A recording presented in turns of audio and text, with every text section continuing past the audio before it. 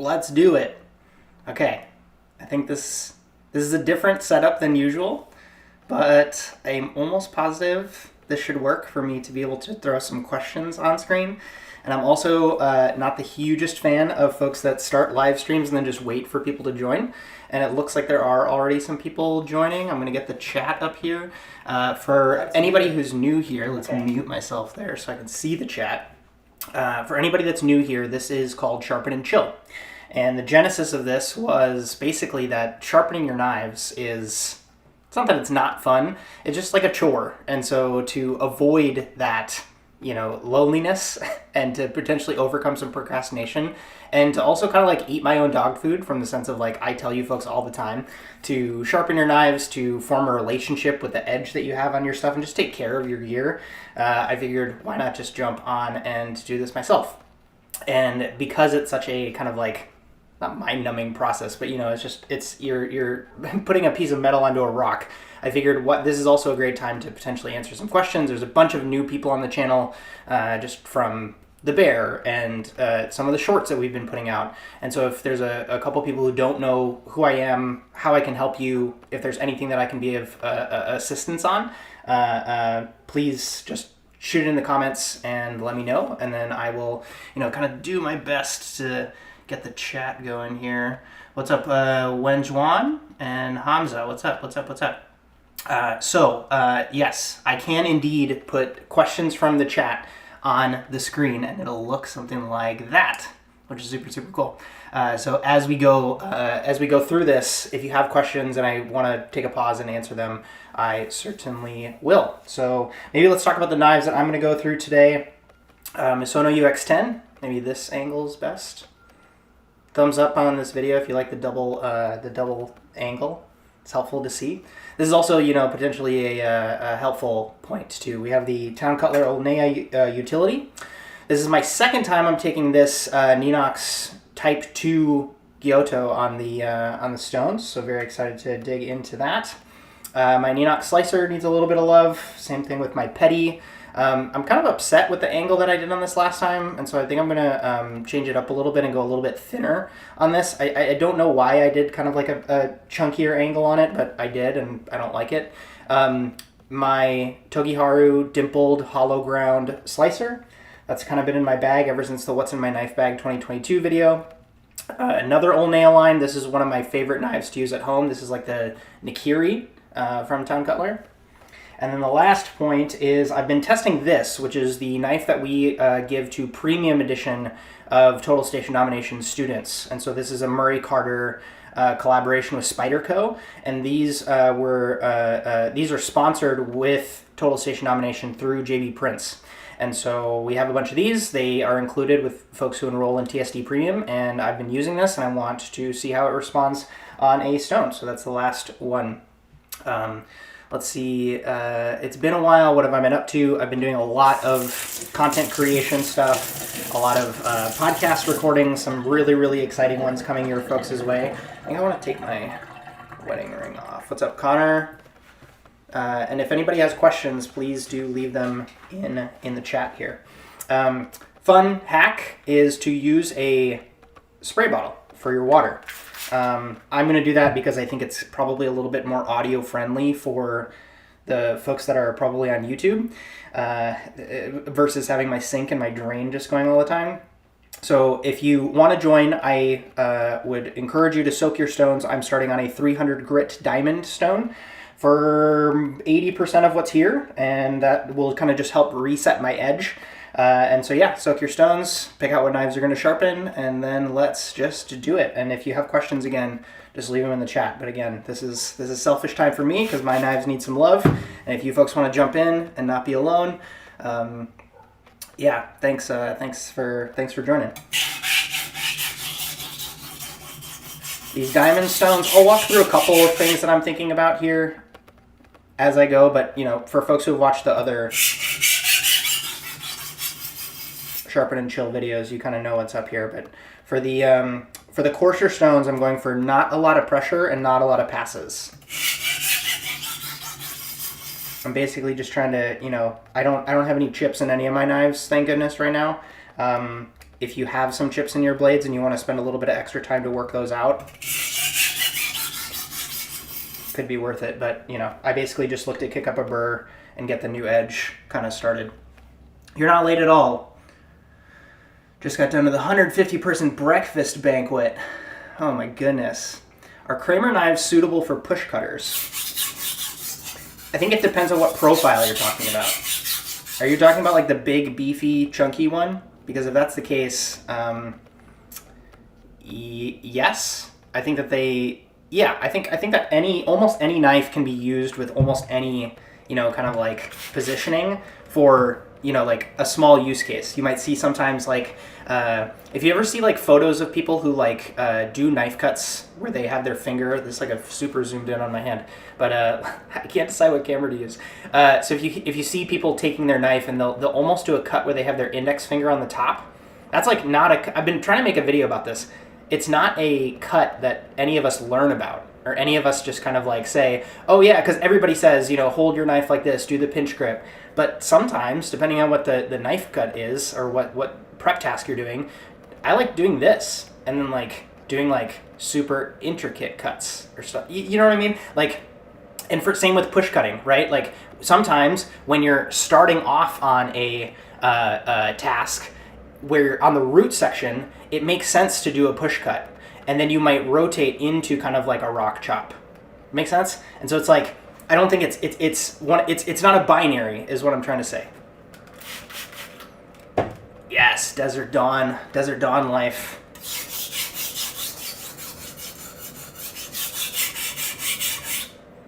Yeah, the uniqueness that knife line provides is pretty stellar. It's almost like a surprise of like, you know, you're gonna get something that's like wood and the stabilized midnight kind of burl, but you don't know exactly which one you're gonna get. So I'm probably, you know, like anywhere from 10 to 15 passes on each side of the blade. Very little pressure on here. All right, leave both a like on this video and a knife emoji in the chat if you want to like tell everybody that you too are sharpening your knives. Because I think like just the fact that you made it here, even if you're watching it after the fact, post it in the comments, knife emoji, because it's cool. Like it's cool that you might have not wanted to like you didn't want to sharpen your knives today maybe. You weren't gonna make it here, but you did make it here. Leave a knife emoji in the chat. How many knives do I have? I need to do a count.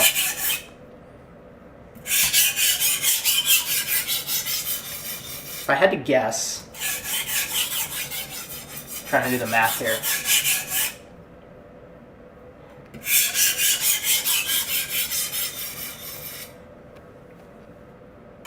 Probably 30. I probably have 30 knives. And this is talking about like these kinds of knives. Like I'm not talking about like the little dinky Victorinox, you know, paring knives or anything like that.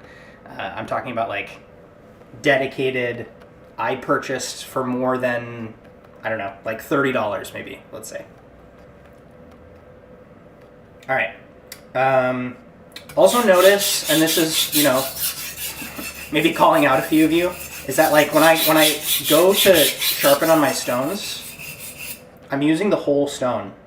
So this you know, kind of staying right here is not going to be good for your stone or your knives over time, because you're going to screw with your flatness of your stone, and then kind of by definition that's going to screw with your angle as you go. So I really try, and it's not that big of an issue with things like diamond stones, but you know, over time, just something that yes, Connor's photo editing. I mean, hey, listen, I could have called this like Chores Monday. Sharpen and Chill didn't have to be the name of this, but you know, Sharpen and Chill just has a better ring to it than Chore Monday. Let's see.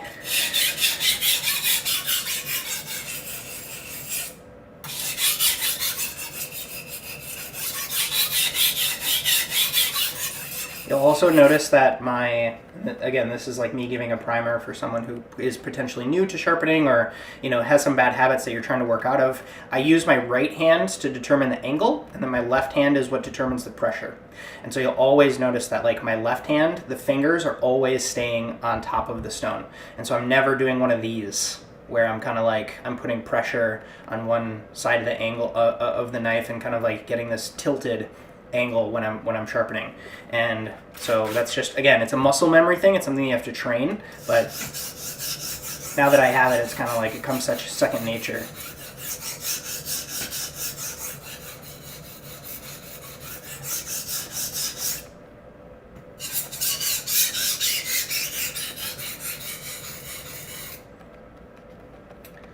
All right, Ryan, what knife do I not use as much as I thought I might? Good question. I'll have to think about that. Oh, hands down, it's any of my single bevel, like Yanagiba knives. Like any of those knives. It's just like, it's not the food that I make. You know what I mean? But when you're in Japan and you're standing in the Masamoto store in Tsukiji Market, it's very difficult to not kind of like emotionally buy, because you're like, I came all the way here. There's such a beautiful stock here. The prices are a little bit more affordable than they are in the US. And, oh, you know what? It's actually a poor, you know what? I can actually upgrade my audio a lot for you folks. Let's see what I can do here. My mic was not plugged in. That's so funny.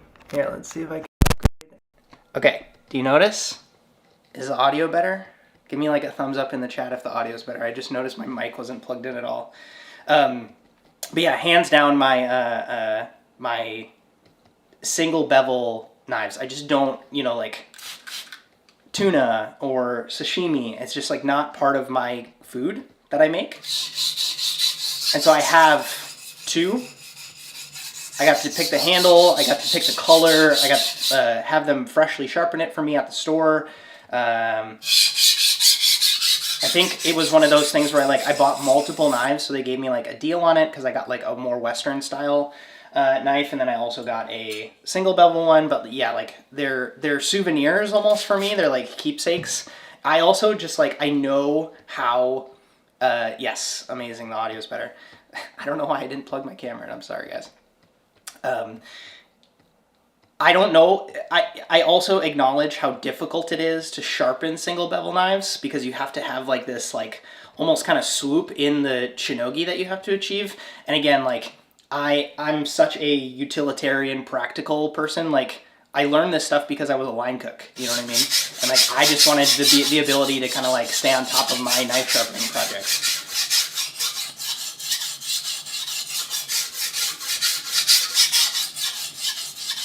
And so, anything that was like, you'll notice a lot of my knives don't have that much carbon in them. You'll notice that like asymmetric bevels is like workarounds that I would do to try to get like higher performance out of some of my knives versus going with the single bevel route. And so again, I like tend to lean more practical versus like performance based. And so it's like, if I can do any little hacks to get a little bit of performance out of something that's either easier to take care of or doesn't rust so much or like is less prone to chipping, I'm usually going to go that route. And so that's usually just kind of, because I had so many other things to focus on, right? Like jockeying for a promotion, or do I have enough prep, or did I forget to order something, or like even just speeding through that chore on my weekends. And that's because I was working professionally. I think like when I'm in my 40s and 50s and I can just like nerd out about kind of like, I will fly some fish in from Japan and have some fun with it or something like that. I think that's a little bit more sustainable. But like for the chapter of my career that I was in and that I'm in now, like single bevel knives aren't they aren't as practical for me. Okay, sorry guys, I don't have anybody moderating this for me, so what I'm gonna do, whoops. Siri just like popped up. Okay, let's remove that. All right, this is a great question. How can I identify the knife's burr when sharpening? Manuel, I would ask you what grit of stone you're using. And so if I were to say, for example, it's much harder to kick up a burr on a finer grit stone. And so if you're working with like a 3,000 grit or a 2,000 grit or a 5,000 or 6,000 grit, it's just not coarse enough. There's not enough abrasion happening. You know, depending on the state of the edge, you know, you certainly could kick up a burr, but you know, like with this is a 300 grit, super flat, super rough, you know, kind of diamond stone. I only have to do a couple passes on this, and I can feel, basically what it'll feel like is, it feels like a little kind of like flipped up piece of metal, and it's very, very fine. And so what most folks tell you is that you need to kind of use the indentations of your fingerprint to kind of like, those are fine enough where when you run your fingerprint along the edge like this, you will feel it because it's coming up this way. And so picture like if there was a little shaving of metal that was just right there, and then when I pull my finger down it, you will feel it. And so that's, it might not be that you're not sharpening it enough, because sometimes, like, this is so hard to say, like, if the edge is not in a shape, like, if your edge is really good, it's difficult to kick up a burr, especially if you're doing it on a higher grit stone. So I hope I'm making sense on that. So it's like, if I have a knife that's just, like, really beat to heck, and it's like, there's maybe a chip in it, or it's kind of, like, very wobbly, or, you know, like, it's a rough edge, and then I go on a high grit stone, notice the variables in that equation. Like, it's very easy for me to kick up a burr. But if I have a knife that's like, this is still reasonably sharp, and if I were to take this on my 1,000 grit stone, this is like the Murray Carter one, it'd be it's not that it would be difficult, it would not be as easy to kick up a burr on this as something like this, which I've been like cooking at home with for a long time. So I hope that makes sense. So like, fix your grit. Potentially it could be your angle. Like, it could be a case of you just don't have an angle that's conducive to you kicking up a burr.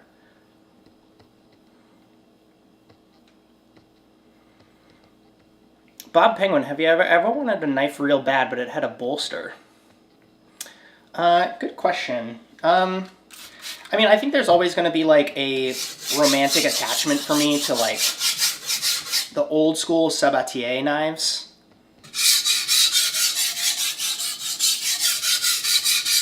I mean, I'm almost positive I even included a few of them in like the stock photo I picked for the thumbnail of this video. Like, they just look cool. But yeah, totally. I've like, I think I would probably lean more towards that style of knife, because think about how I already like to have my knives be. I like to have like the thinner, you know, more slicer style knives, and Sabatier knives look like this.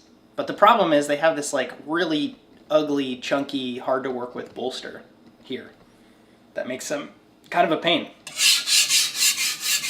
Wowza. First time using this knife, hitting this knife on a stone. It's so thin, like the feedback you get, it's crazy. Is that Aogami Blue Super Steel, I think? Aogami Super Blue. And it's sandwiched. So this leading edge gets crazy sharp, they say, but like the blade itself of this is just like wildly thin.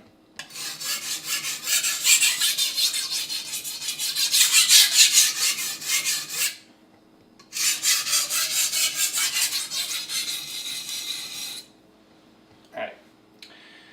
So now what I will typically do, let's take that away. All right. Sorry, just watching your, always see a new knife because I haven't seen when I watch my older videos. Yeah, I mean, I have almost every single knife that I you know, own. I haven't really given that many away or sold any. Okay, this is a great question. All right. Okay, before we move on to this question, and thank you for your question, leave a like on this video if you haven't already and you're here watching. It's awesome that you're here. And then secondly, when I switch to other stones or other grits that I'm working with, so this is my diamond stone kind of going away. I'll let this dry. When I switch stones, whoops, sorry, automatic stove there. When I switch grits, So I'm going to 1,000 grit now. I was just on 300, now I'm on 1,000. I flip the direction of my knives. So right now all the knives are facing in this orientation. And after I get done with my 1,000 grit stone, I put them back in this orientation. And so then I basically work from left to right to make sure that everything gets hit and I don't lose track, because I'm currently sharpening 1, 2, 3, 4, 5, 6, 7, 8 knives. And so I do that just to make sure that I don't lose track of what's going on. And so yeah, that's that. All right, it'll be quieter too, because it's a coarser, finer. It's a finer grit on these stones, so that'll hopefully be helpful. Any thoughts on Seattle not having Michelin-starred restaurants? Is the scene here just not conducive to that level of fine dining? All right, so here's an interesting, kind of rant that I go on with Michelin. The product here and the income level here is very conducive to us having a Michelin guide. It's the whole reason I moved here. It was why I was so excited to start doing pop-ups here when I moved here. The plan was that I was going to, be Michelin worthy, quote unquote, without having to, kind of like claw for the stars. I actually told myself that I didn't want to get stars. And so I wanted to move to a city that didn't have stars so I could do great food, but not have to stress about kind of like, am I going to get stars or not? And what I realized was, and you could argue that part of that was like a little bit of the inner citadel thing that I talk about in my breakdown of the bear. It was like, oh, I can't lose if I can't get them anyways. You know what I mean? So there's like a little insecurity there. But when I eventually got here and started producing the food and started talking to some of the chefs, I started to realize that there was a couple of interesting, kind of like incentives at play. And I'll break those down for you folks. So, I'll kind of use Vancouver, BC, getting a guide as an example. So Vancouver gets their guide, and I have a couple of friends who live up there. I used to do some work up there pre-pandemic, and there's a couple TPC episodes, I think, on the channel of me going to restaurants in Vancouver. And what's so interesting is that all of the people who have spoken about, oh my God, so-and-so got, because for those that don't know, Vancouver, BC got their guide this year, and nobody got higher than 1 star. So several restaurants got stars, but they only maxed out at 1 star. Nobody got a 2 star, nobody got a 3 star. A bunch of people have told me through friends of theirs or them themselves have said, we're stepping it up this year. So it's so interesting how it's like, same restaurant, same owners, same food, same city, same product. And now because there's recognition or an incentive on the other side, we're going to push for it now. And I think for all that you can say negative, positive about Michelin, it does hold this weight that getting a Food and Wine Best New Restaurant or Bon Appetit or Thrillist or, Munch Vice or Esquire or, even World's 50 Best doesn't hold the same weight as Michelin does. And I think that's actually great, because I think there's a lot of problems that come with this too, so like happy to dig into those. Because like Michelin is clearly like, I don't know if they're losing money, but it is certainly kind of like if it was profitable, they wouldn't need to ask for help, right? Because it's like, if they could do a guide for the whole state of California, why would they need the California Tourism Board to come give them a bunch of money and have all these PR questions of like, oh, did people buy stars? Right? Like if the Michelin guide itself was like profitable in and of itself, they wouldn't need to have the Vancouver Tourism Board, you know what I mean? Come on, and whatever. I also thought it was, sorry, this is a side note, I haven't talked about this in a solo podcast, but like hilarious that they had the chef of Harbor House Inn, which is a California restaurant, cooking the food at the Vancouver Michelin Guide Awards. Maybe that was like them trying to take a step back and be like, we don't want to give away who got it kind of thing. But like, come on. Have a California chef be the one cooking at the Canadian Vancouver Awards. So funny. Anyways, I think it's, and I've said this in multiple videos in the past, I think it's only a matter of time before Michelin moves to a model which is very similar to James Beard. Because they're in this really awkward place now where California, the whole state, has a guide. But then there's other interspersed cities throughout the US, and they're getting to places where the proximity is a little bit too close to not Do you know what I mean? Roll out a more comprehensive US guide in the same way that they do in other countries. And so what I'm hoping is we move to this place where we're almost like Michelin Northeast, right? And maybe there's a Michelin in New York in the same way that James Beard does New York in a separate category, because otherwise New York would just steamroll over the little tiny place in Connecticut.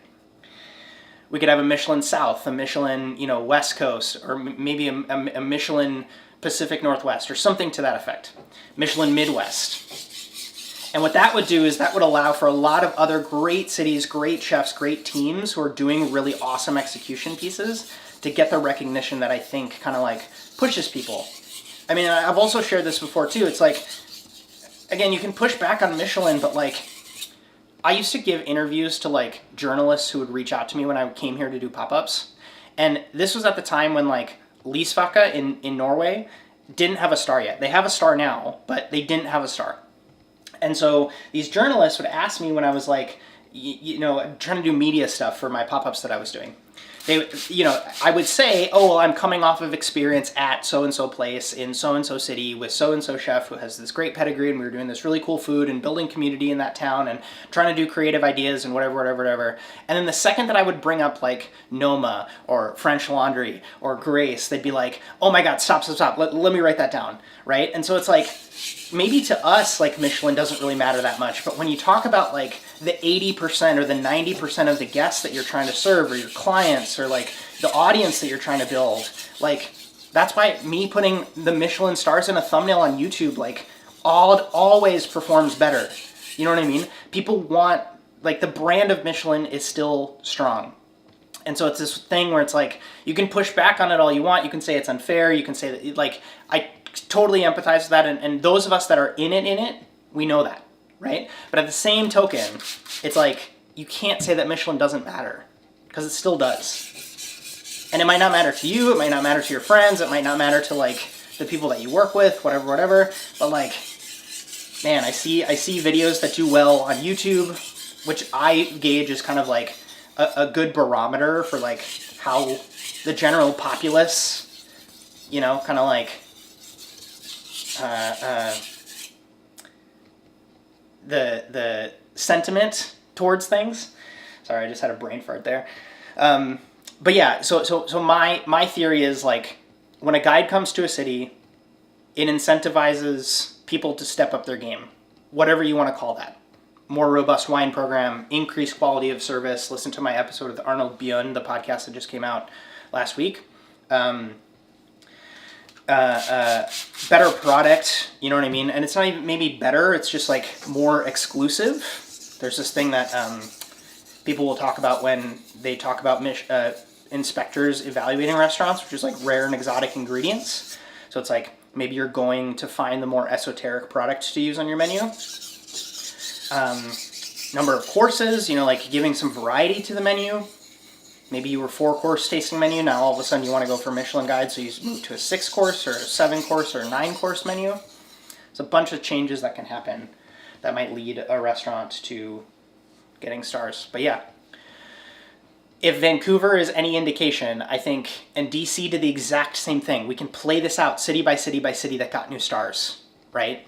You can take a look at a city who was kind of like at a certain level. They all of a sudden get a guide, and then things change. Because it's a shiny object. And the other quote that, rant that I like to go on with people is like, if you're in Seattle and you're trying to do like great food, you're going to be open for your first 2 years. You're probably going to get your James Beard. You're probably going to get your Food and Wine's Best New Chef. And then what? It's like you're just going to get it right up in Seattle Times. And I think what Michelin does really well that a lot of these other guides just kind of like gloss over is like everybody wants to retain their star.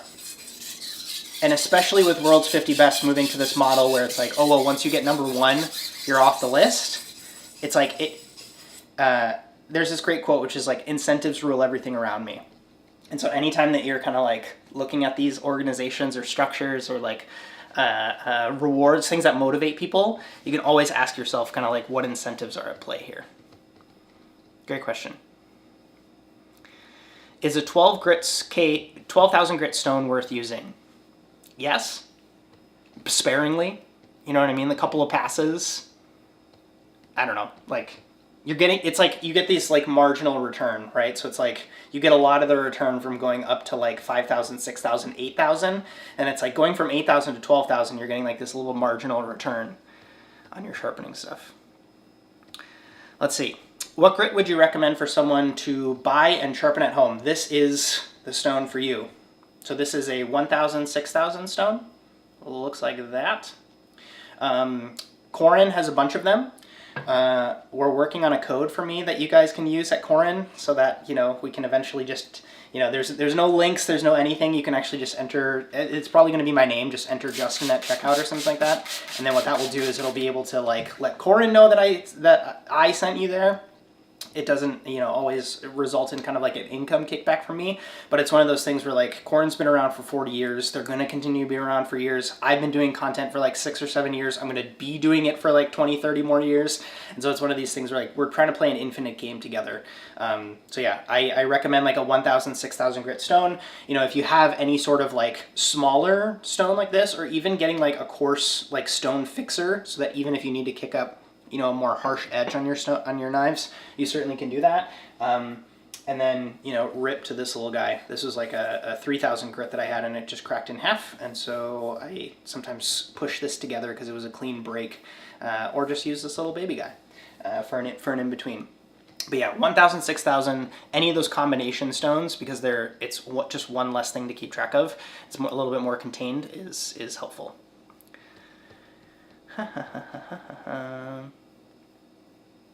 All right, I'm answering too many questions. I'm getting off the train here.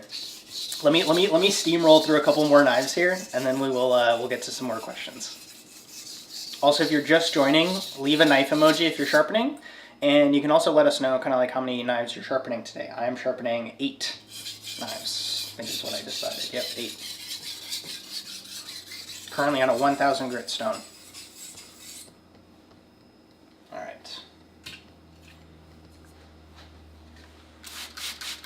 That knife was actually not... This one needs a little bit of love.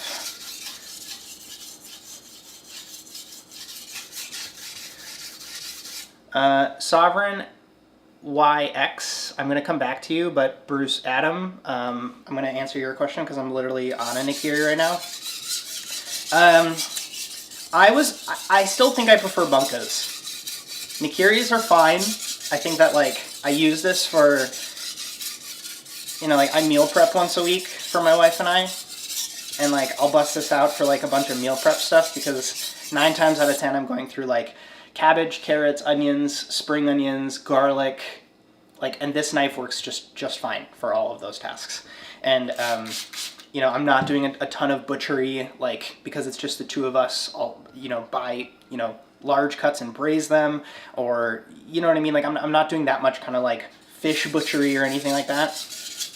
And so this is fine for being at home, but like if I'm, you know, packing something in my bag to come with me, I prefer a bunka. I think that's kind of, you know, only because it has like a better tip that's more conducive to kind of like how I like to prep.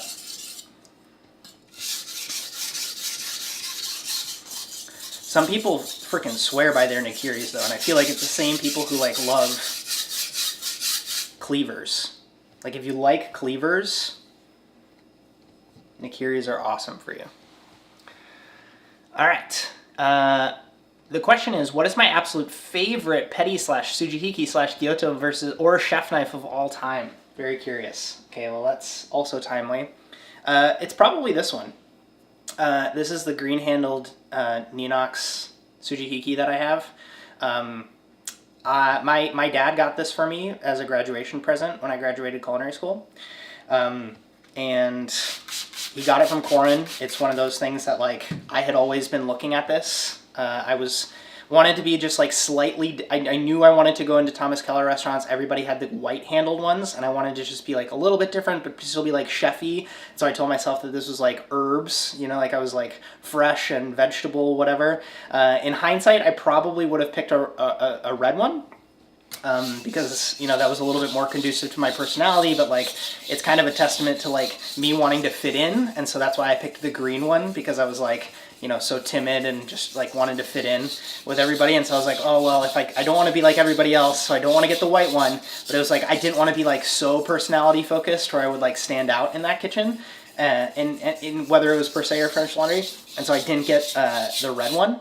And I think this is just like a remind, like, and not to mention, like, this has been with me everywhere. So this went with me to Per Se, this went with me to Chicago. In fact, like when I went to Chicago, I barely even used this because I was on such like garmager, chefy, kind of like focused, stations throughout my career that I just, didn't really use it up until like, I used it a little bit at French Laundry. And then when I got to Norway, like I really started to use this. I got on my first roast station there, like I just like, and it's lasted. Like that's the thing. Like this knife is 12 years old for me. And it's like for a big chunk of that, like it wasn't really being used that much, but like when I moved to Seattle, like this really started getting heavy use, and like I go and I pick a new one up of these at the showroom at Corin or I&Om or whatever, and I just like, it feels exactly the same. And so it's like quality of steel, balance in the hand. Again, I picked this up and it feels like an old friend. Which is another reason why, like, when I wanted to buy a new Ninox, which was like one of their newer lines, that's why I went with this one, which is the Type 2 Giotto. And this is the 8-inch version, which is also very, very good. I just got the standard handle. I didn't really feel the need to get a bone handle. I think it's Micarta is what they're using in the handle. Someone correct me in the comments if I'm wrong there. But yeah, let's see. Yeah, Manuel, the 1000 grit will definitely help you. Or, coarser. So stones I have a whole, sharpening series on the channel for you to check out. All right, Israel, transitioning into the culinary field. Super curious where you're coming from. I have a couple rants I can go on with this. I mean, like the first one is like everybody sees it as this thing where like, oh, well, throw out everything that you knew from before, and just like, you're not cut out for the culinary industry because like kitchens are really rough and tumble and whatever. But, I've certainly found that people that I've worked with who come from other industries typically have like a bunch of other skills and chops that they bring to the table that like they would actually be well served by leaning into. So like if you used to be an accountant, you really know spreadsheets super well, like there's definitely a world where you can excel in professional kitchens because you will look at the numbers in the way that like someone who doesn't have that kind of training won't. What if you're like a project manager, right? So like you're used to running kind of like complex projects from start to finish, and you're just like wildly organized. I have a whole course on kitchen productivity because it was like, it took me so long to figure out how in the world to get organized and stay on top of multiple tasks and communicate and set up my station. Like that's the whole gist of me making Total Station Domination as a course, because it was like, it took me so long to learn, and it's like, I still feel like it's something that doesn't get taught in more institutionalized culinary schools. So that's why I created it. And so don't throw all that out the window. That's kind of what I'm trying to say, is like, if you know that you're organized, be better at writing prep lists than anybody else. If you know that you know the numbers, be able to talk to your sous chefs about food cost in a way that nobody else can. It's not that nobody else can, but you know what I mean. And so that's kind of step one, is like, don't, show up as a, part empty cup so that you can take a little bit more knowledge in there, but don't empty your entire cup and just like come in a way that's like, oh, well, I don't know, I'm super timid, because it's like that energy will kind of like be perceived, not negatively, but like people will sniff that out and be like, oh, well, this person's either not committed or they can't handle it, or like, I don't trust this person. And so it's like, even just like professional demeanor, like being able to kind of like talk to people, like if you're coming from a different field, you probably had to do that in your other job. And so being able to like do that with your current position is helpful. Shameless plug for Total Station Domination. Take it for the price that it's at. I find it hard to believe that it wouldn't help you, at least kind of like getting into your first professional kitchen, being organized, all the things that we talk about. And it's all on the landing page, joinrepertoire.com/TSD. So definitely start there. I also have a 5-day kitchen productivity challenge. It's completely free that you can take. And then I guess the last piece is like, try to think about enhancing your senses as you go about the kitchen. And this is top of mind because we just had Corey Chow, who's the old chef de cuisine of Per Se, on the Repertoire podcast. His interview is coming out next week, I think. And he talks about that. He talks about this idea of like the most valuable part of his skill set. I asked him like, what's the most valuable part of your repertoire? And he said it's his senses. And you can't just kind of like have those well developed on day one. It's something that you constantly build and constantly pay attention to and constantly pattern match over time. So it's this idea of like, well, so-and-so is doing something and I can hear them starting this phase of the project. Therefore, I know they have 15 minutes left. And so then I can actually ask them for help on this thing. Or I know that by listening to kind of like, or smelling, you know what I mean, the state at which my sauce is, I know that I'm going to need to strain it soon so that when I go to grab my spare cutting board, I can grab my straining setup on my way back. Like all of that makes you better. This light is getting a little bit harsh. Huh? Is that better? Yeah, whatever. All of that makes you better, right? So like developing your senses. And again, this is like, you can kind of bucket this into the topic of like awareness. It's like just being more aware. And yeah, from there, it's just like, try to seek out high quality experiences. And if you're not getting that at wherever you're at, whether that's, you know, the environment, the people, the work itself, and you feel like you're craving more, it's not that there's never been, there are a few other times that I can think of in my career, and I've been in this industry it'll be 14 years next year, 14 years next year, where the hiring environment is so in favor of the employee. And so being able to ask for, you know, potential extra projects, like people just want like a bare minimum of just show up and care and be there. So it's like if you're transitioning into the industry, like things that it used to take people years to get offered are getting offered to folks like in record time. And so from that lens, it's kind of like you can move up very quickly, but then it becomes a question of kind of like, are the quality of the experiences that you're getting good? You know, are you building a substantial network where, you know, you get a ton of experience, but it's like you don't know anybody, or you get a ton of experience, but it's only in this context. And so the second that you leave that environment, it ends up being like really detrimental to you, right? So I hope that helps. And again, follow-up questions, you know, please let me know.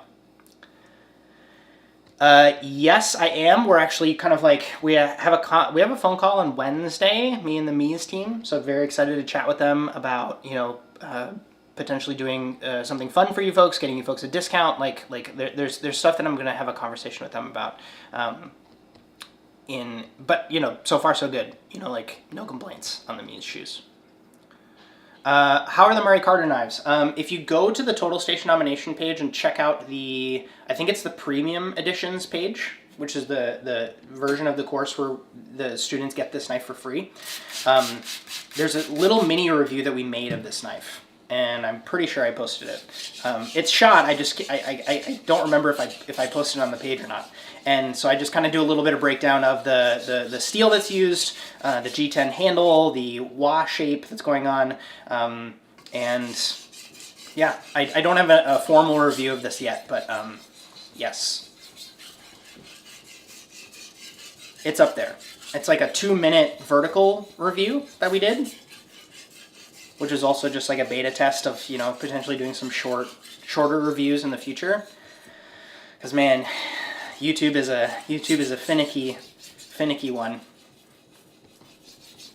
I was thinking about that today because like we started posting some of the clips of the bear, and man, the people that come into the comment section of the bear clip videos compared to the same, you know, kind of like content in longer form is just completely different. Like the people who just like, you know, come in guns blazing to the comment section of a clip of the bear. And I'm empathetic to it, right? Like, who the fuck am I? You know what I mean? Like, you don't know who I am. I'm commenting on the show. You know, like, I'm not wearing chef whites like a lot of these other, like, Reacts channels do.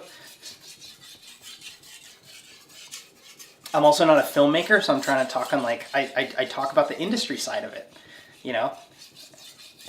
There's a lot of, like, pundits out there on the internet who have, like, no experience in whatever they're trying to talk about. Rant over. Thanks for letting me rant on the trolls of TikTok. All right. Andrew, I hope you're well. Sad that you're not in Seattle anymore. This is kind of like when it needs it for sharpening, honestly. Like, it's not. When I was working professionally, I do this like every 2 weeks. Now I'm doing it probably like every 6 weeks, maybe. And to somebody else's point earlier in the conversation, is like, another reason I had to do it so frequently when I was like earlier on in my career is because, like, I didn't have very many knives. You know what I mean? So if, like, my knife got dull, it was kind of like, you gotta do something about that. Versus now, like, what would I do? It was like, this one got a little bit dull, the Nigiri from the old nail line. So I was like, screw it, I'm just switching to the UX10. You know what I mean? So, like, that became my one that I was going to use from home. And then I was like, oh shoot, you know, I should probably sharpen this because, like, it's just sitting there, you know? But yeah, you'll know when it needs it. And it's one of those things where, like, use a honing rod in between stuff. Use one that's not too coarse. Use one that, you know, has a little bit of, it's hard. And so it gives you the ability to kind of, like, reshape the edge.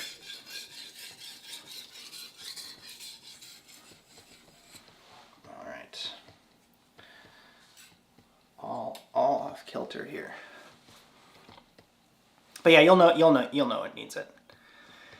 Any tips for a chip at the tip of the knife? Oh, that's so heartbreaking. You need a coarse stone. That's number one. Or you just need a bunch of time on a finer grit stone. And what I like to do is just kind of, like, really go steep with your angle. And really just kind of, like, work it down, flip, work it down. And then you get to this place where you can effectively, like, whittle it down until it's back into an edge. Because, like, that's what you need to do. You need to, like, take the steel off to a place where you can reshape the edge. And it sucks. Like, you're going to lose length, you're going to lose height, like, you're going to lose edge geometry, or, like, change the edge geometry. And so it's one of those, like, it's sad and it sucks that it happens. Just need to be more careful next time. But yeah, it sucks to have a chip happen in a knife, but you literally just need to, like, work it all the way out in a way that what's something that doesn't Vincent from Corin do this, where he'll, like, take a Sharpie and, like, draw what the new blade profile is going to be. And that can sometimes help to because otherwise, if you reshape your tip but you don't reshape the section in the knife before it, so, like, if you whittle this tip down, then you'll have almost like a reverse K-tip, right? Where it's like swoop, swoop, swoop, and then it'll be this harsh kind of, like, cut into the edge. And so not only do you have to reshape the tip if you have a chip, because you have to take the steel up in order to meet wherever that, you know, kind of, like, cross section ends up making sense, but then you also need to take, like, the rest of the knife into context. And so it's like, how can you shape that? And so it is a natural transition from where the knife was to where the new angle is. So I hope that makes sense. But yeah, it's a coarse grit stone. If you don't feel comfortable doing this, like, that's why Corin offers it as a service. That's why Seattle Edge offers it as a service. There's a lot of places that will offer this kind of, like, rehab for your blade, because they have the wheels, you know, that are more abrasive, and they allow you to kind of work down to that place and reshape it in a way that is more, it's not so jagged. And so that would be my advice, is just to kind of, if you don't feel comfortable doing it yourself, you know, reach out to someone who can help you, because if you can do that right, you know, it's not something where you have to worry about it forever. You just need to do it once. But I've reshaped plenty of knives. I've had knives drop in the ground and the tip bends, and then it's like, oh my god, I have to completely rework this. Just super frustrating. I've had coworkers borrow my knives, not work with them so great, and then I show up the next day and pull a knife out of my bag or my drawer. There's a chip in it. Those aren't fun. So confirming I am on the 6,000 grit stone. I'm doing probably like 10 to 15 passes on each side of the knife, and I'm not really using that much pressure right now. How do I take micro scratches out of carbon steel? I wish I had more carbon knives to, like, I think you just, like, I have a, it's like a rust eraser. Like, believe it or not, this actually helps a lot with, you know, depending on how coarse it is and what material it's made from. It's very helpful with, you know, kind of like buffing out a knife. But, you know, getting mirror finishes on things or anything like that, like, that's not my expertise. And so I would, you know, you should actually, you know who you should reach out to is John Broida at Japanese Knife Imports in LA. Like, the mirror finishes that guy puts up on Instagram, it's freaking awesome. And again, because I'm like a practical, I'm just a line cook is like kind of how I think about it. I'm just like, I can get your knife sharp. I can show you how to do it in a way where you don't have to use like 6 different stones or any fancy contraptions. This is fully mobile. This is a skill that you can build over time. But it's like any of these like more esoteric knife questions, I'll kind of refer to the experts.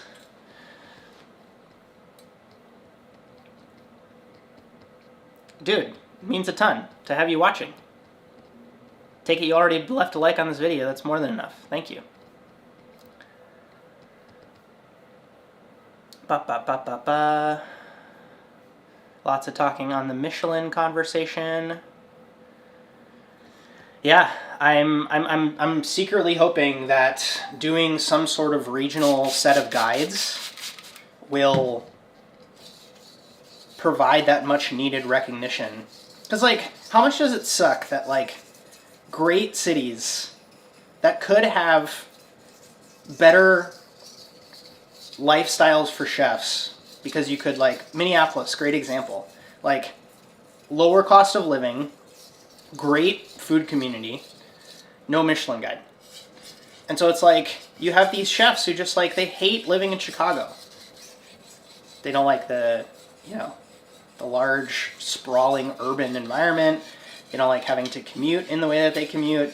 It's expensive. Like, there's a lot that comes into kind of like being in a Michelin ranked city that, like, if you knew you could live in Minneapolis and get your star,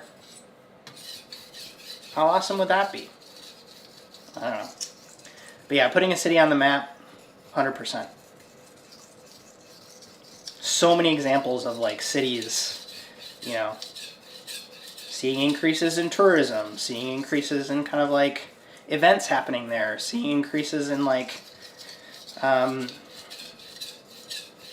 bunch of people, like Christian Puglisi making the neighborhood that he launched Manfred's in a neighborhood because of a restaurant. Like, food is powerful. Da, da, da, da, da. Jordan, I can answer this really quickly. I do not. Sorry. Recently got into a fine dining restaurant called Angelos in Phoenix. You're super, super welcome. Congratulations, Marcos. Marco, not Marcos. Da, da, da, da, da. All right, great question on the G10.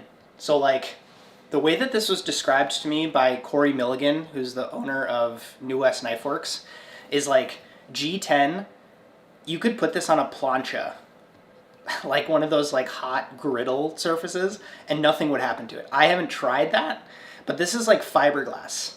I know that it, like, and in this part, like, it looks like carbon fiber, like in the ferrule here.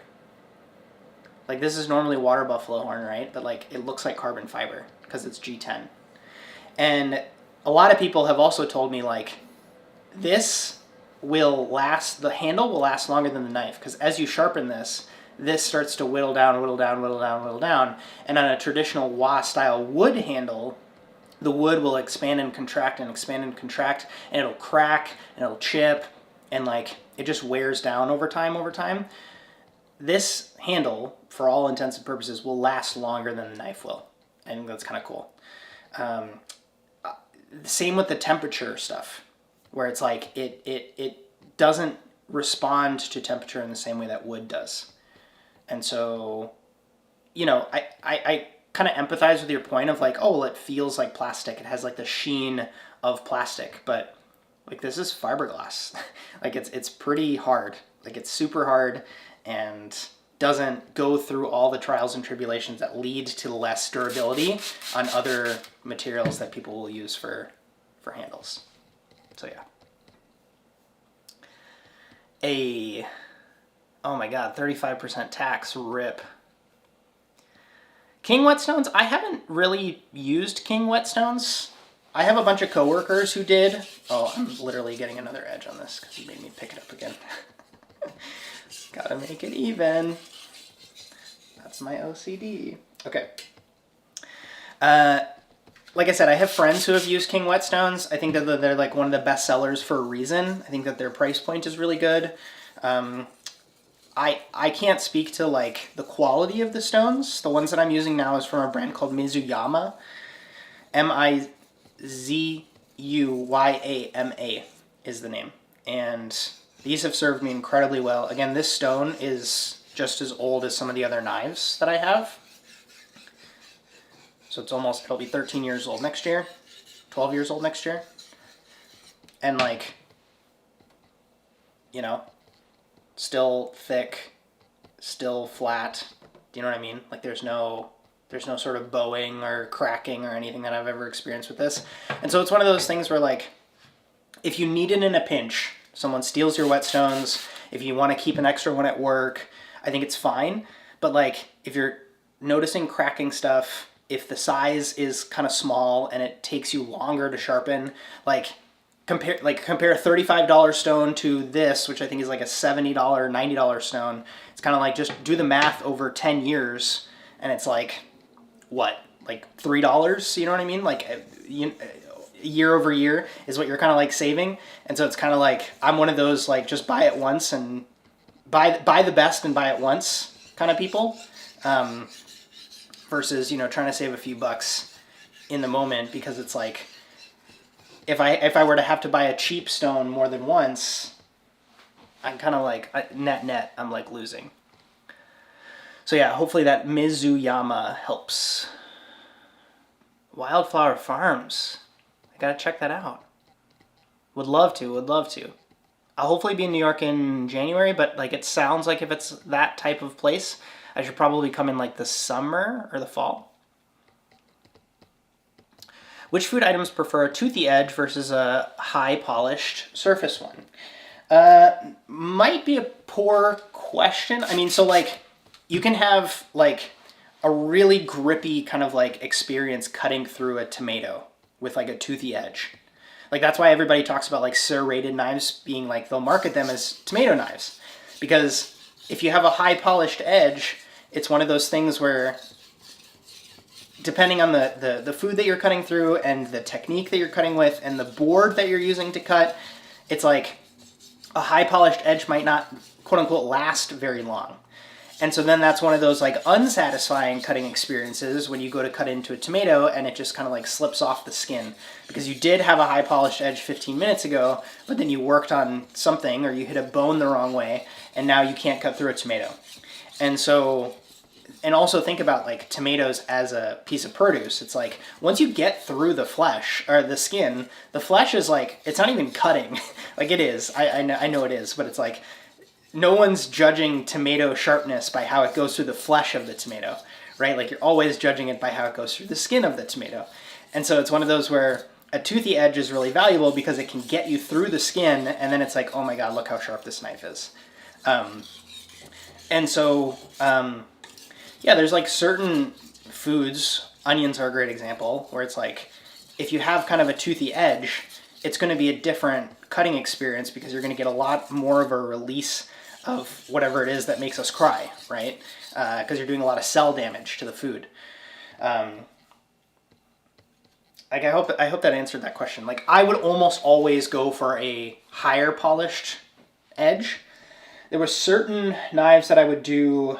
I think I would almost always do it on my UX10, where I would like stop on like a 3000 grit. And I know that's still like quote unquote polished, but for the most part, I wouldn't take it as high because I knew that I wanted it to be a little bit toothier. And this would completely depend on the prep tasks that were on my list. So like if I knew I was doing a lot of like leeks, for example, I think I would probably gravitate to more of a toothy edge. I think so. I can't quite remember. Because I knew that I would just keep my honing rod on my station the whole time and I would just like hone in between kind of like leek chopping projects. Versus having something that's super polished that once I go through a couple of leaks, it's like, oh, the edge is kind of, you know, a little bit out of whack, and then, you know, no amount of honing is going to like get me back to where I need to be. Versus with a lot of my like butchery stuff, I would tend to go a little bit more, you know, more polished on that front. What's that place that just opened here? I'm asking you. I should be telling you. But it's the place from LA. We're like, oh, we have a Michelin star. We're opening in Seattle. Speaking of Michelin stuff, that really pisses me off. When people say like, oh, a Michelin starred, you know, place is opening. And it's like, don't use it in that way. Do you know what I mean? It's like we're opening a new concept from the team that brought you. You know what I mean? Like, I went on this whole rant in the Repertoire Pro community a couple weeks back of like this chef who was saying like, oh, I'm in Denver and it's a Michelin starred experience. And it was because this person got stars in Chicago, closed the concept, and then went to Denver to open a place. I don't know. You guys can talk about this in the comments, but it's like the stars belong to like the space and the chef and the team, in my opinion. Like all at the same time. And it's one of those things where it's like, it's damaging. That's what I'm not upset that it's like, oh, well, it's not real. It's just like you create false expectations, which leads guests to be being disappointed. And then it also leads to insecurity in chef's output sometimes. I don't know. I just think it's interesting. But yes, there's a new sushi spot that's like super small, really hard to get into. My wife and I love going to Shiro's because it's like casual-ish. And it's like a 9-course kaiseki thing. And it's not like the best of anything that you've ever had, but it's just, you know, just good. Okay. Yeah, here's what we'll do. We'll steamroll through some questions. I need to be like at a better angle here. Am I currently working in a restaurant or am I focused on other stuff? I haven't been in a restaurant since 2017. I guess that's not true. I did a couple of like R&D things in between 2017 and now. So in the past 5 years, I've done some consulting projects on restaurants and food brands and stuff like that. But no, like working line, managing a brigade, it's been 5 years since I've done that. And since then I've kind of like launched a course for professionals. I've built this YouTube channel, doing a bunch of other fun collaborations and stuff. But the gear review stuff, the podcast, all the stuff that I try to do to help. And, you know, what might potentially be exciting is like, now that I have this angle of educational stuff, it's in service of launching a restaurant group in the future, which is really cool. So the goal being that like, I can build out stuff that is so valuable for the industry and helpful that it is a no-brainer for me to offer it to the people that I will hire for my restaurants in the future. Basically, that's how I'm thinking about it. Where it's like, it's so time-tested through you folks, where it helps across different environments, whether or not you went to culinary school, and I want to basically like walk the walk. So it's like, this is so valuable that we use it in our restaurants, but it's available to everybody. So it's like, regardless of if you're in Singapore or Australia or Belgium. You can take these educational courses. And then it's also valuable for me because it's like the staff that works in my restaurants like doesn't have to go into debt through culinary school to work. Like we can offer better on the job training for them. Anyways, that's like a little tease, but that's how I've been thinking about it.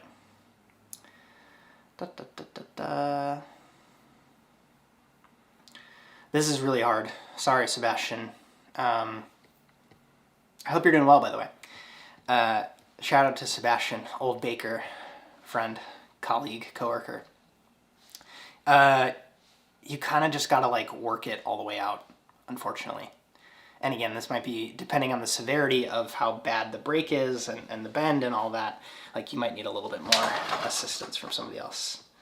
Great example of the lighting being better now. How long do I spend on each stone?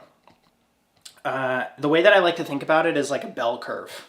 So a bell curve is like, where am I here? Okay, cool. So the bell curve is like this, there's 2 points and then it kind of slopes up and then it comes back down to this side. And so the way that I think about it is like 10% of the time on the polishing and on the coarse grit stone. So if each knife is going to get about 200 passes, let's say, on a stone, you'll spend about 10% of that time, so about 20 passes on the coarse grit stone, and then 80% of the time, you're building the edge, you're kind of like working steel off in a gentle way, quote unquote, on the 1000 grit stone, and then you'll spend another 10% on the finer grit stone. And so you don't want to spend a bunch of time on the finer grit stone because you'll kind of like, you'll ruin the edge. And this has been documented by people smarter than me on edge geometry and how steel works. But it's the same problem on the coarser grit stone from the sense of you're just going to work your steel off so much quicker, which is not nice. It's not good. Anyways, I just want him to come on the podcast. Like, I'm so curious to talk to that guy. Anytime that you folks can like chime in the comments and be like, I want to hear you talk to Justin. I've sent him plenty of direct messages. I really wanted to like help him promote his book when his book came out. But it's one of those things where like, dude, he's so, not out of my league. He is out of my league. Like, it's like, he's getting so many more views. He has no reason to talk to me, right? Like, I have things that I would certainly want to talk to him about. I know that he just did a podcast with, Nigel, and it was like, I thought it was kind of a meh interview. Like, Nigel was just Uncle Roger, not Nigel. Why am I saying that? Is that his name? Anyways, Uncle Roger was like just making jokes the whole time, and I was like, you have this opportunity to talk to Joshua Weissman, and you're gonna like make jokes the whole time. Anyways, not how I would have gone about it. But yeah, I would love to talk to Josh in the future. If you guys want to start commenting on his posts of like, you need to start talking to Justin, that'd be great. Kaylee, I hope I gave you good stone recommendations. Mine that you can see here is the Mizuyama 1000 to 6000. It's available in my kit page, I'm almost positive, or you can just shop on Corin.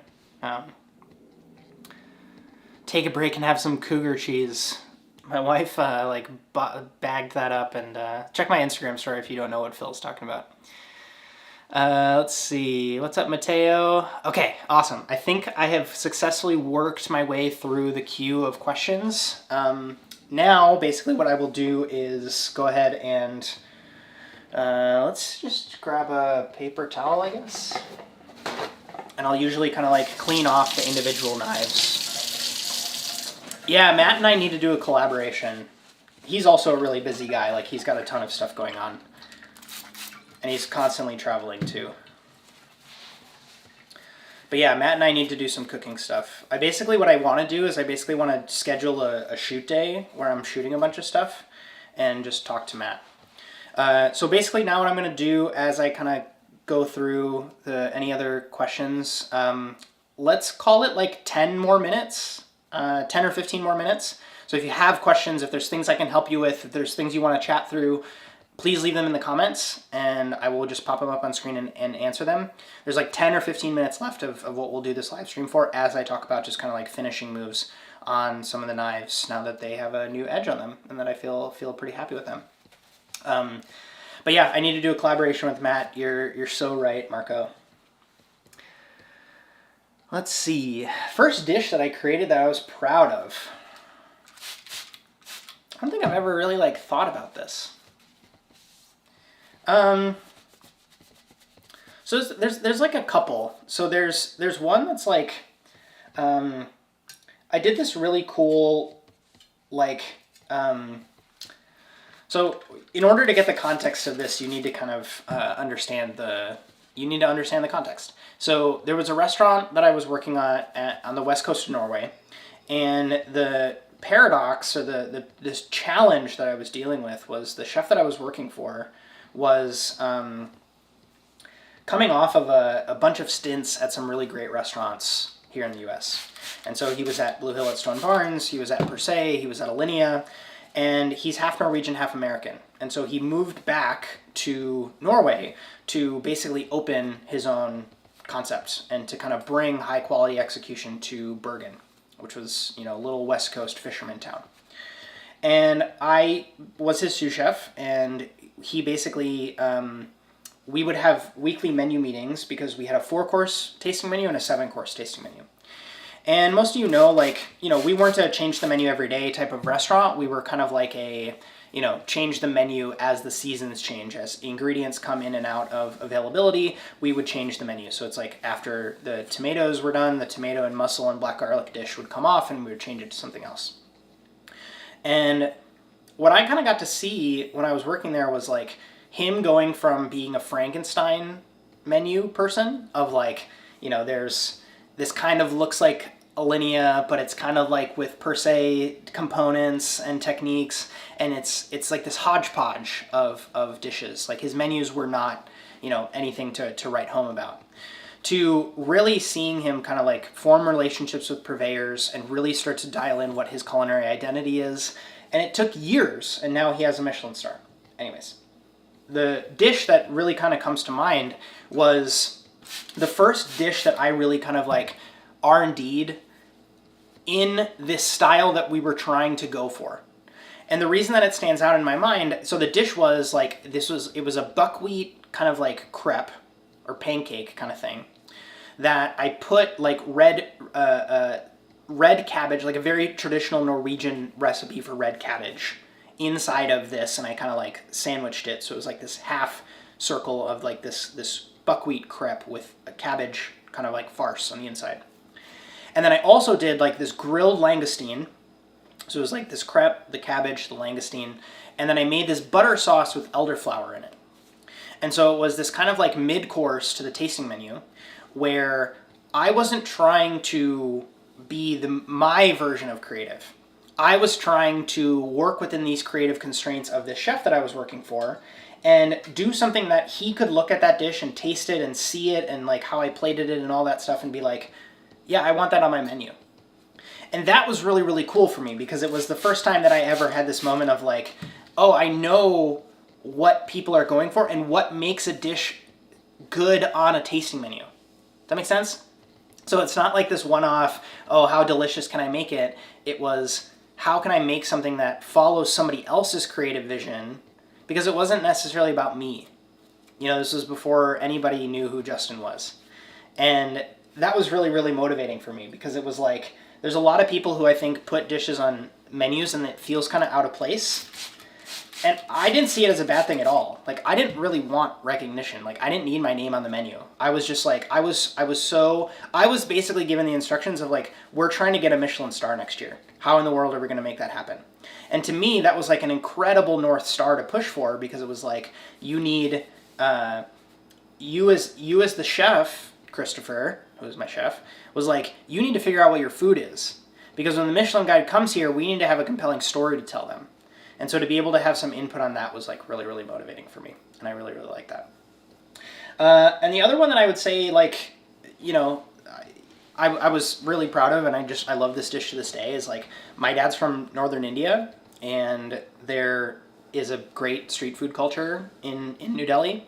And when I started doing pop-up dinners, I really wanted to kind of like do a seasonal vegetable salad. And because I was constantly going to the farmer's market and to farms themselves to kind of like source produce for my dinners. And so I had these great relationships, and I was like, I can't, there's so much, kind of like stuff to this that I want to showcase, but like my menu wasn't long enough or whatever.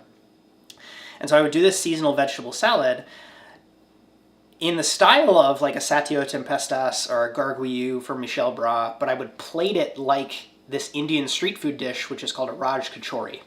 And this is up on my Instagram like years ago. And so I would do like 15, 19, 23 component vegetable salads, but I would plate it inside of like a puri. So like it's like this whole wheat, like puffed, kind of thing. And it's beautiful for a vegetable salad because the traditional Raj Kachori kind of like sauces is like tamarind and mint chutney or cilantro chutney or yogurt sauce, like a spiced yogurt sauce. And all of that goes well with like raw, steamed, pickled vegetables. And so it was this kind of juxtaposition that I really enjoyed and had a lot of like sense of humor on, which was like street food, fine dining, mixing them in a way that wasn't kind of like kitschy or trying to be like, it was genuinely something that I felt like was a good marriage of these two worlds in a way that I still felt like did justice to both of them. And so, yeah, we have a whole challenge that's happening right now in the Repertoire Pro community of like describing dishes. And so if you want to go check that out, that's available at joinrepertoire.com/pro, I think. Otherwise, if you just go to joinrepertoire.com, there's a membership button at the top and you can just click into that. And so, yeah, I post weekly challenges inside of the community to have people like help them talk about food. If you kind of like how I went on that little rant and waxed poetically on that. You guys are the best. Shout out Jordan. Shout out Marco. We're different. Like it's not a preference one or the other, right? So like that's the whole reason that I don't ever really talk bad on any of these people. I'll talk bad on like ideas, but I just singularly think I firmly believe that none of us get all of our information in our careers from one person. And the person who does is kind of by definition going to be second best to the source that they got that information from. Make sense? And so I just firmly believe that all of us build. That's why I call my company Repertoire. Because it's not about like Justin's system or cooking like Justin. It's like I want you to have something that you can count on and bring with you, and it adapts. Like again, I acknowledge the compliment, like thank you, but that's because like I'm trying to speak to the more industry audience. Like that's why my audience is never going to be as large as Josh's, because he's like trying to do stuff that appeals to more mass market people. He's trying to do like challenges and like make like Thanksgiving feast kind of thing, or like versus McDonald's kind of stuff. Not to say that I won't do that in the future sometime, but like we're just different. We're trying to do different things, I would say. I mean, I even have like a little bit of imposter syndrome sometimes of like, I need to be cooking more, right? Because people, for some reason, bucket me as a cooking person. But like, if you look back on the catalog of YouTube videos and content that I post, so much of it is about like strategy and mindset and organization and like doing some exercises to help you improve in a professional kitchen. And it's like, I don't actually cook that much on the internet, but like, I get bucketed in with all these other people because like, who else are you going to compare me to? Few other people are kind of like doing positive, and there are people, but it's like, I'm trying to again, not backstab anybody or like talk poorly on anybody, because there's a bunch of stuff you can learn from Josh. There's a bunch of stuff you can learn from Alex Anu, right? There's a bunch of stuff you can learn from me. There's a bunch of stuff you can't learn from me. And so again, it's one of those like, I just want you folks to be not dogmatic, and I want you to just be open-minded about continuously improving yourself from as many places as possible, right? Because if you can get the volume in and then use your common sense and background and your goals to like process how am I going to use this, that's going to help you get to where you want to go versus trying to copy someone or try to say like, oh, well, I don't like this person because XYZ and therefore I can't learn anything from them. It's like, no, you can actually learn a lot from this person. It just people want it to be binary, and it's never binary. You can always learn stuff from people. And I'm not saying you said that. I'm trying to just like make a point. that will hopefully help you. Let's say, oh, I'm spraying my knives with just water. Like it was just water. Okay, some favorite places in Seattle. I have it on my, and Connor, I'm going to get back to your email. I promise, your email's literally open on my desktop right now. I was writing it to you and then I was like, oh man, I got to set up for Sharpen and Chill. Anyways, 5 more minutes, by the way, 5-minute countdown. I have a map of Seattle that I need to make. And so I will make the map to Seattle and then I will post it and I will share it probably in the Repertoire newsletter, probably on Instagram. Like I'll post it in a bunch of places. But it is one of those things where I had a list in Notion and then I would just share that list, copy and paste it over to if I was messaging people over DM or if I was texting them or if I was emailing them. I want a map that I can just send to people. And I have one of Paris that I've made. I want to make one of Seattle. I want to make one of New York of like, these are places that I want to go. These are places I have been. And then the ultimate hack that I'm going to do, which is like a growth strategy thing that I've just been thinking about, is why would I not then on Google post photos of TPC still frames? And then like do a little bit of a, here's how I'm going to help this out. I'm going to take the transcript of my TPC video. I'm going to put it into ChatGPT, which is like the AI writing thing. I'm going to take the transcript, give it to ChatGPT and say, summarize this into however many characters the Google review will let me do. I'm going to post my photos, slightly edit the thing that the ChatGPT thing gives me of the edit of my TPC episode, and then I'm going to post that in a Google review with the end thing says full review on YouTube. Because I've done that a couple times where I've just been like these weird esoteric businesses that I just want to help, so I like post photos of their stuff on Google reviews. The views you get are insane. You know, like you can get like 20,000 views on a post that you put on Google reviews because you just helped people rank their thing. Anyways, the map is coming and also your response to your email is coming, Connor. Let's see here. 1,000%. I would 100% stage geranium. And that is a goal that I would really want to do in 2023, I would say. And we've had conversations about it, my videographer, editor, and I, and we're working on it. Basically this idea of, while I don't have a restaurant right now, I think that it would help a lot of folks and also just be really entertaining content to have me go stage places again. Because for one, like, I'm not really nervous about it anymore. You know, like I feel, you know, super well developed in what I would be asked to do. And I think I could genuinely like have fun being back in these environments. 2, really help someone out on their station by like helping them crush out prep tasks. And number 3, be able to like have a GoPro on my chest and then have somebody else that's like, you know, out of the way with like a 70 to 200 lens on it and just have it be zoomed in on me and what I'm doing and then have me be mic'd up to that camera and have me just talk through, here's how I'm setting up my station, here's how I'm tackling projects, here's what we're experiencing in the kitchen right now. So it's like basically what I did on the bear, but I'm in the show now. Do you know what I mean? So it's like really kind of like irrefutable proof that you can improve as a professional. And that's basically what I'm thinking about. And I need restaurants who would say yes to it, number 1, and then we'll work our way up. But then it can be this whole cohesive thing, right? Where it's like, I can interview Rasmus on the podcast, I can shoot a TPC episode of my meal there, and then I can stage there in a way where I can walk you folks through, here's how I think about it, here's what the environment's like. Because that helps everybody. That helps you folks just stay entertained and see what this place is like. And potentially see, is this a kitchen I would potentially like to work in? Because think about it, like, that's one of the worst. Anybody who's ever worked at a restaurant where a media team has come in to do a video, everything becomes like Disneyland fake at the restaurant. And this is not every place, and this is not every chef, and this is not every, but generally, chef says, hey, eater's coming in today. Hey, the local newspaper's coming in. Everybody needs to like set up things differently, like whatever.